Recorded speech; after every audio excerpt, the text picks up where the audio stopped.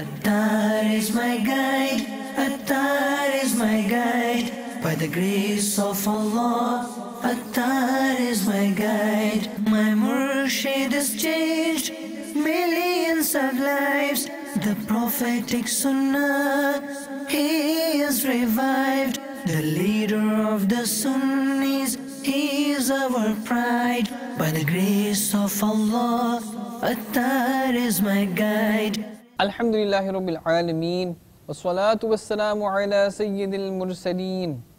Amma ba'd, fa'a'udhu billahi minash shaitanir rajim. Bismillahir Rahmanir Rahim. As-salatu wassalamu alayka ya Rasulallah, wa ala alika wa ashabika ya Habiballah. As-salatu wassalamu alayka ya Nabi Allah, wa ala alika wa ashabika ya Nur Allah. Dear Islamic brothers, dear viewers and listeners of Madani channel, welcome back to another episode of the Silsila, Discourses of Attar. As always, there is encouragement to make as many good intentions as possible to gain maximum thawab and rewards. For example, make the intention that I will listen to the Silsila for the pleasure of Almighty Allah Azza wa Jal. I will note down whatever important points are there. I will try to practice upon these points. I will try to encourage them to my family, my children, my spouse, my friends, my society, inshallah ta'ala. In this manner, whatever other good intentions you can make it now, inshallah, we will gain maximum thawab, inshallah ta'ala. Indeed, there are many, many benefits in reciting salawat, durood sharif, salutations upon our master Rasulullah sallallahu ta'ala alayhi wa alihi wa sallam. In a summary of hadith, our beloved Rasul sallallahu ta'ala alayhi wa alihi wa sallam has stated, that person who recites durood, salawat or salutations upon me 1,000 times every day, he will not die until he sees his place in Jannah. Subhanallah. Sallu ala al-Habib sallallahu ta'ala ala Muhammad sallallahu alayhi wa sallam. It is narrated by Sayyidina Abul Hujjaj Thumali radiyallahu ta'ala anhu that Rasulullah sallallahu ta'ala alayhi wa alihi wa sallam said, when the deceased, the dead person is interred, is lowered into his grave, the grave talks to him and addresses him and says, O person, woe to you, why had you forgotten me? Did you not even know that I am the home of tribulation? I am the home of darkness. What was it that made you walk over me arrogantly? If the deceased was a pious person, a voice from the unseen will say to the grave, O grave, if he is from amongst those who would have invited towards good and forbade from evil, then, that is, how will you treat him? The grave then says, if this is the case, then I become a garden for him. Then the body of this person converts, transforms into nur, into light, and his soul ascends towards the court of Rabb Azza wa Jal of the worlds. O the lovers of Rasulullah sallallahu ta'ala alayhi wa alihi wa sallam.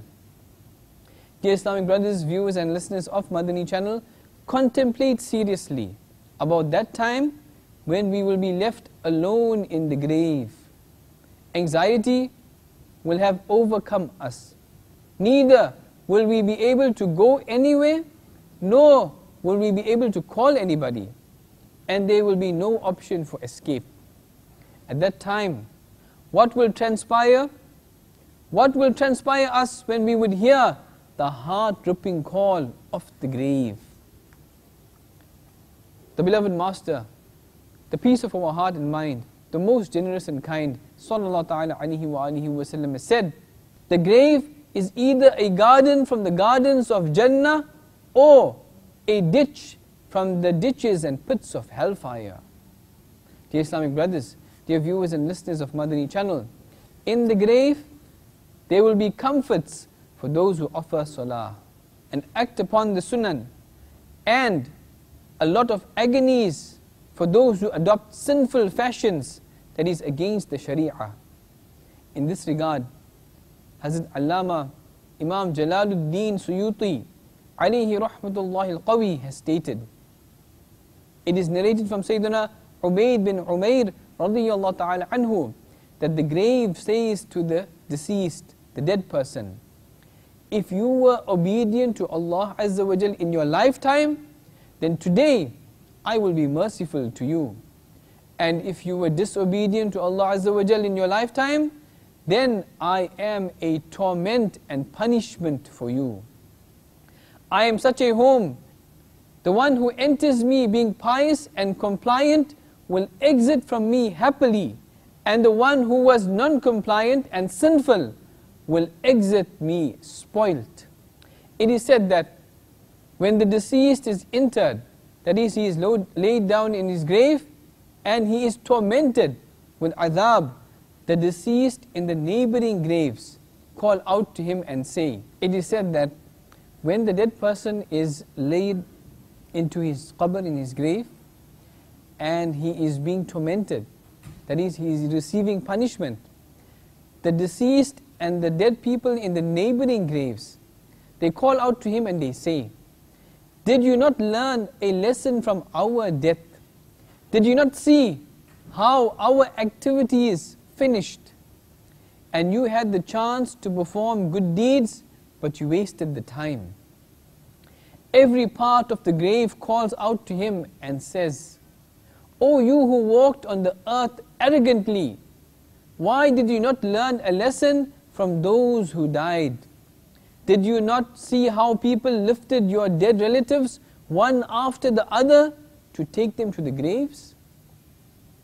It is mentioned in Sharh al-Sudur that Sayyidina Sa'id bin Masa'ib radiyallahu ta'ala anhu has stated, once we went to the Qabristan, to the graveyard of Madinatul Munawwarah, Zadahullahu Sharafa wa Ta'azima, with Amirul Mu'mineen, Sayyidina Ali al-Murtada, Karramullahu ta'ala wajhahul kareem. Sayyidina Mawla Ali Karramullahu ta'ala wajhahul kareem greeted the people of the graves with salam, and he said, O people of the grave, will you give your news to us, or shall we give news to you?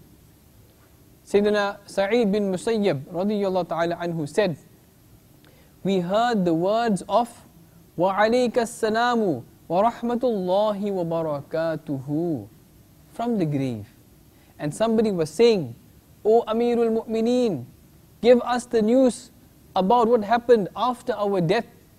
Sayyidina Mawla Ali Karamullah Ta'ala Wajhahul Kareem then said, listen, your assets have been divided, your wives have remarried, your children were included in the orphans, and your enemies are living in the houses which you made so strong.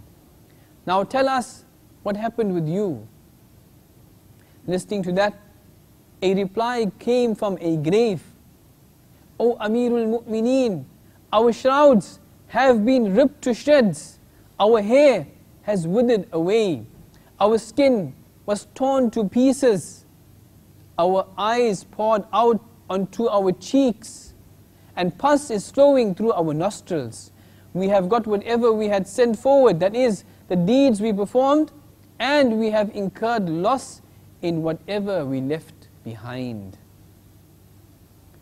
The first Khalifa of Islam, the first successor of Rasulullah sallallahu ta'ala alayhi wa alihi wa sallam, Sayyidina Abu Bakr as-Siddiq radiyallahu ta'ala anhu would say during his sermon, where are those with beautiful faces? Where are those who are arrogant about their youthfulness? Where have those kings gone who had magnificent cities constructed and had those fortified with giant forts? Where are those who were victorious in the battlefields? Without doubt, time degraded them, and they are now lying in the darkness of the grave. Hurry up, advance in performing good deeds and seek salvation.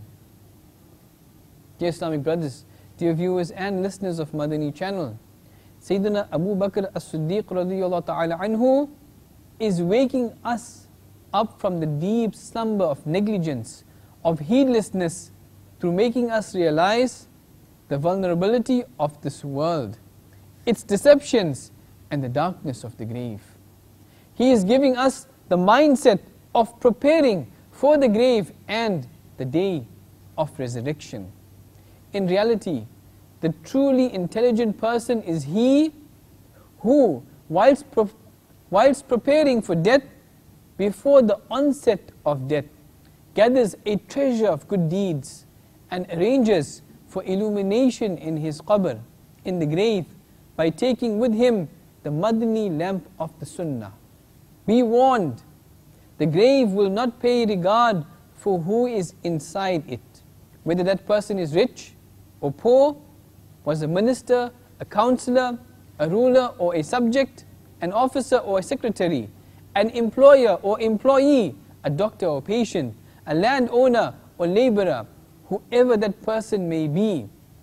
If he is deficient in preparations for the afterlife, if he has deliberately missed his salah, not observed the fast of Ramadan al-Mubarak without any valid Shari'i reason, that person who had not given his zakah despite it being fard, despite it being compulsory upon him, who not performed his hajj when it was compulsory on him, who did not enforce veiling prescribed by the Sharia despite having the authority to do so, who disobeyed his parents, had a habit of telling lies, tale-telling, backbiting, watching films and dramas, listening to music.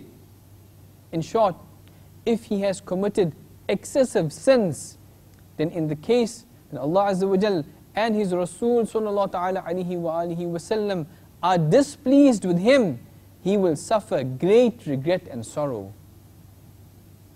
The one who would have regularly offered nawafil, optional salahs, in addition to fulfilling the fard and compulsory salahs, who kept optional fasts in addition to the fast of Ramadan al-Mubarak, who went from street to street, town to town, inviting towards righteousness, not only the one who learnt the Qur'an himself, but also did not shy away from giving dars to others, who established dars at home, who travelled with the Madani qafilas of Dawat-e-Islami in order to learn the Sunan for at least 3 days every month, and also encouraged other Muslims to travel. Those who filled the Madani Na'amat booklet every day and handed it in to the relevant responsible Islamic brother within the first 10 days of the Islamic month, every month. If by the grace and favor of Allah Azza wa Jal and His Rasul sallallahu ta'ala alayhi wa alihi wa sallam, if he left this world with his iman and his faith intact, inshallah Azza wa Jal, the blessings will overwhelm his qabr, his grave, and the fountains of nur and light of the Prophet sallallahu ta'ala alayhi wa alihi wa sallam will continue to illuminate his grave. Sallu ala al-Habib, sallallahu ta'ala ala Muhammad, sallallahu alayhi wa sallam.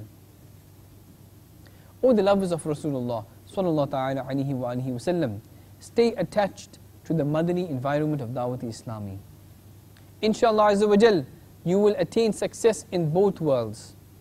In order to persuade you, our Shaykh al-Tariqat, Amir Ahl-Sunnat, Hazrat Allama Maulana Abu Bilal, Muhammad Ilyas Attar Qadri Razwi Ziyai, Damat Barakatuhum al-Aliyah, presents a very beautiful, faith-refreshing Madani marvel.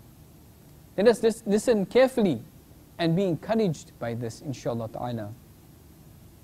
An Islamic brother, aged about 27, from Malir, Bab al-Madinah, Karachi, had said, I was fond of reciting Naat Sharif in my childhood, and sometimes I would fulfill even song requests and sing songs at family functions.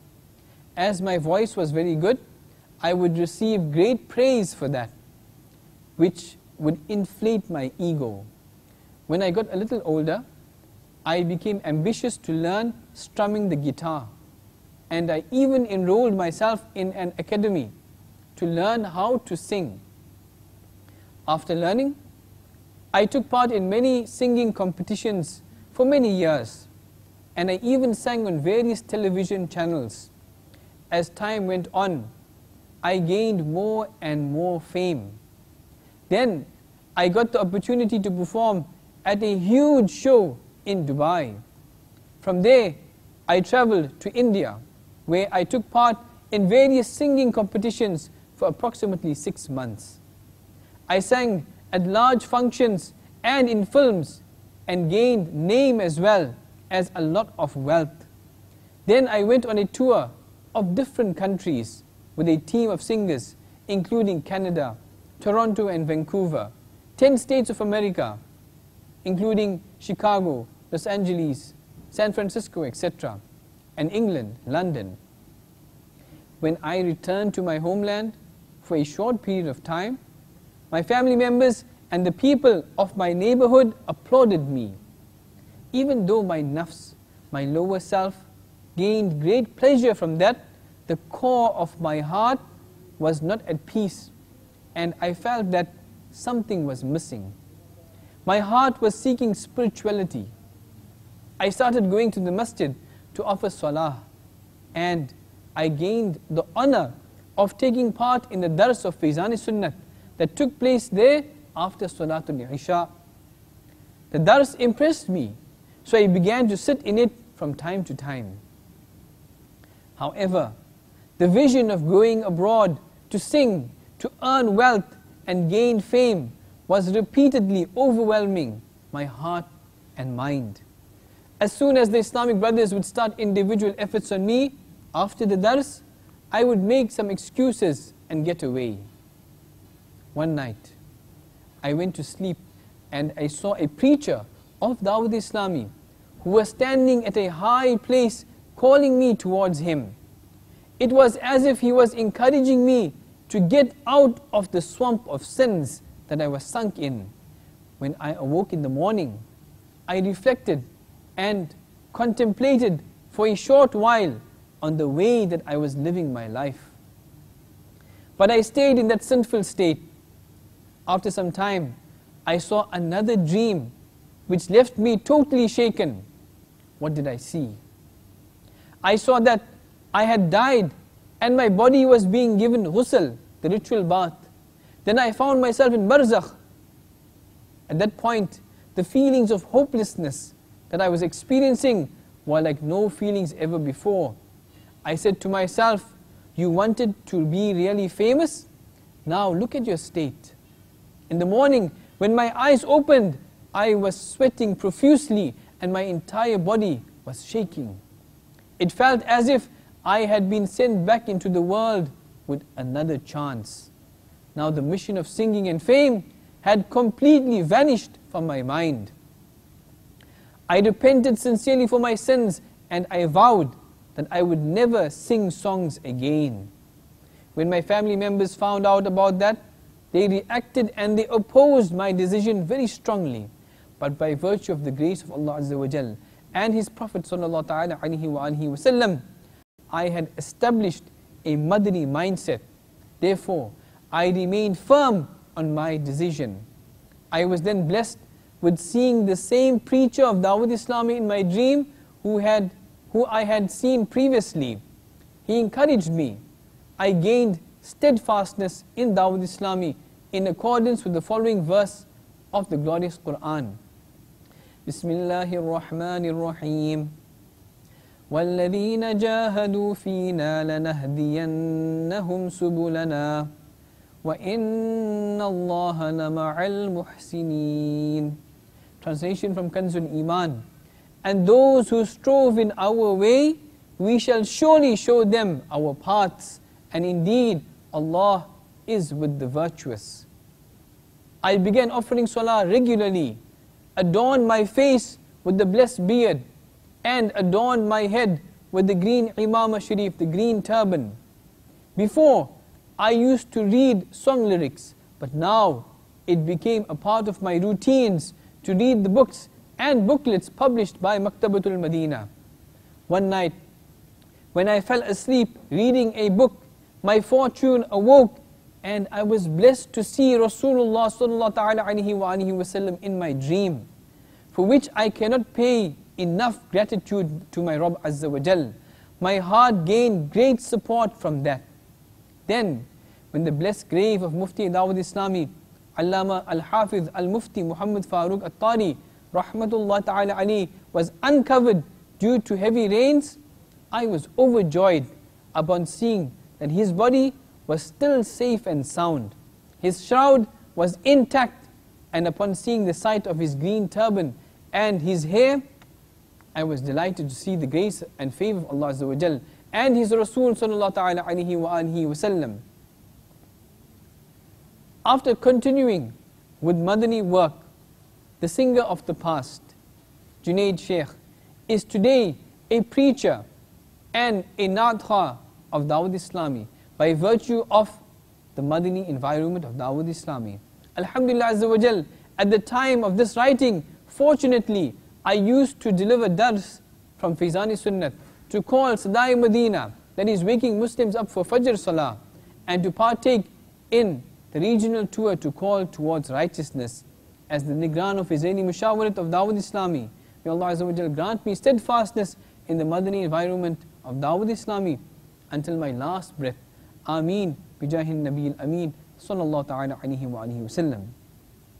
Another point our Bapa Jan has mentioned, that a few days after having had this Madani marvel written down, the world's famous former singer Junaid Sheikh told our Bapa Jan that, Alhamdulillah Azza wa Jal, recently I was blessed once more with dreaming of Rasulullah Sallallahu Ta'ala Alaihi Wa Alihi Wasallam, and was hinted towards learning the 99 Asma'ul Husna of Allah Azza wa Jal. And Alhamdulillah Azza wa Jal, I have now memorized them. Subhanallah Azza wa Jal. The excellence of learning the 99 Asma'ul Husna has been mentioned in a blessed hadith, but it is a high fortune that Rasulullah Sallallahu Ta'ala Alaihi Wa Alihi Wasallam himself came into the dream of his beloved and specifically encouraged him to do that. Listen to the virtue of the 99 Asma'ul Husna and rejoice. The Prophet of creation, the peace of our heart and mind, the most generous and kind, Sallallahu Ta'ala Alaihi Wa Alihi Wasallam, has stated, Allah has 99 names. Whoever memorizes them will enter into Jannah. May Allah Azza wa Jal, for the sake of Rasulullah Sallallahu Ta'ala Alaihi Wa Alihi Wasallam, grant us understanding of deen and grant us the enthusiasm to practice on the sunnah of Rasulullah Sallallahu Alaihi Wasallam and make preparations for our grave and our hereafter. Ameen. Bijahin Nabiyyil Ameen. Sallallahu Ta'ala Alaihi Wa Alihi Wasallam. Sallu ala al-Habib. Sallallahu Ta'ala ala Muhammad. Sallallahu Alaihi Wasallam. Attar is my guide, Attar is my guide. By the grace of Allah, Attar is my guide. My Murshid has changed millions of lives. The prophetic Sunnah, he is revived. The leader of the Sunnis, he is our pride. By the grace of Allah, Attar is my guide.